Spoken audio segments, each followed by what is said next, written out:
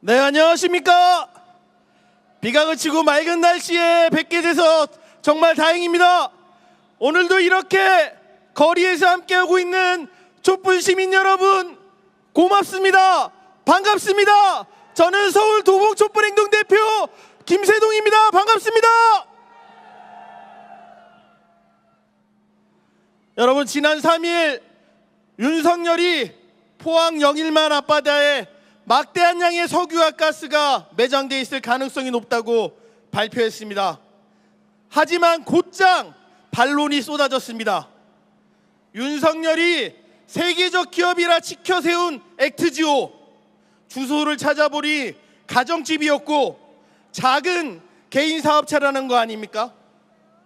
정부는 전문가의 수준이 중요하지 업체 규모는 중요하지 않다고 변명합니다. 그러면 왜 이 업체를 선정하게 되었는지 자료를 제출하면 되는 거 아니겠습니까? 윤석열은 모두 공개를 거부했습니다. 어제 액트지오의 비토르 아브레우 대표가 기자회견을 했습니다. 총 35억에서 140억 배럴이 매장되어 있을 것으로 추정하지만 시추해봐야 정확히 알 수 있다.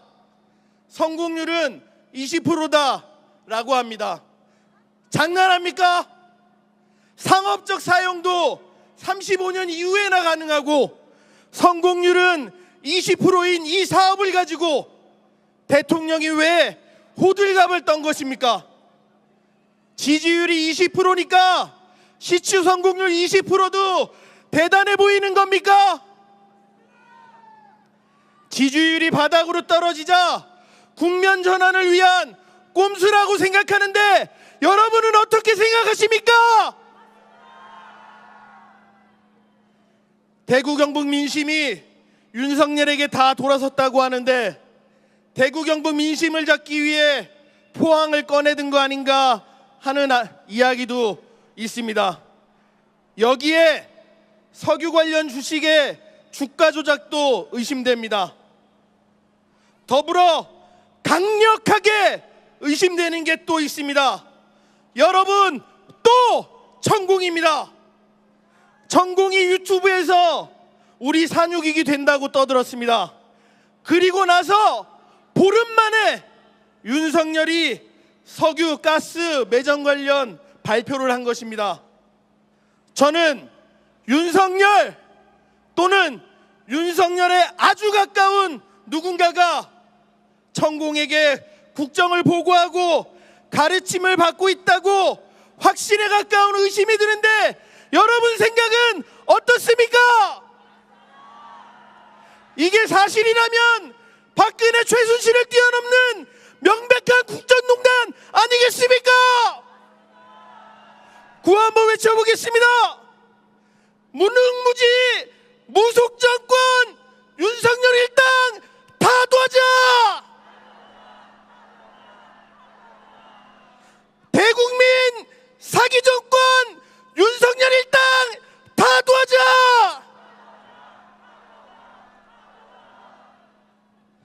지난 일주일 코미디보다 더 코미디 같은 뉴스가 차고 넘쳤습니다. 앞서 사회자께서도 말씀해 주셨지만 정부 출연 연구기관인 한국조세재정연구원은 재정포럼 5호로에서 고령화 대책으로 노인들의 해외 이민 보내자는 기상천외한 정책을 내놓았습니다. 21세기형 고려장을 하자는 겁니까? 도대체 이들이 인간입니까? 국민 세금으로 이따위 연구를 한다는 걸 용납할 수 있습니까? 같은 보고서에 저출산 문제 해법으로 여학생의 조기 입학시키자는 제안도 나왔습니다. 한술 더 떠 서울시에서는 정관보건수술 비용 지원 예산을 편성했습니다. 국힘당의 김용호 서울시 의원은 케겔운동과 체조 동작을 조합한 무슨 국민 댄조운동이라는 것을 저출산 대책 일합시로 내놓고 서울시를 돌아다니며 홍보하고 있습니다. 도대체 나라가 어떻게 하면 이렇게 2년 만에 망가질 수 있단 말입니까?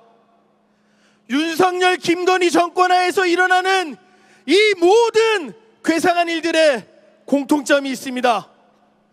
바로 천공과 김건희의 냄새가 나는 정책들이라는 것입니다. 하나같이 비상식적이고 하나같이 국민을 개돼지로 보는 정책들입니다. 석유 나온다고 주장하면 좋아하겠지. 부양하기 힘든 노인들 해외로 보낸다고 하면 좋아하겠지. 여학생들 학교 일찍 보내서 연애만 잘하게 하면 출산율이 올라가겠지. 상식적인 정책 위반자들이라면 어떻게 이런 생각을 할 수 있겠습니까? 이것들은 인간이 아닙니다. 국민을 개돼지로 보는 이런 악당들을 가만두어서는 안 됩니다. 당장 끌어내려야 합니다. 구호 외치겠습니다. 인간도 아닌 것들 윤석열 일당 다 도와줘. 대국민 사기 정권 윤석열 일당 몰아내자. 정권 위기 탈출쇼 윤석열을 달아끌어. 고맙습니다.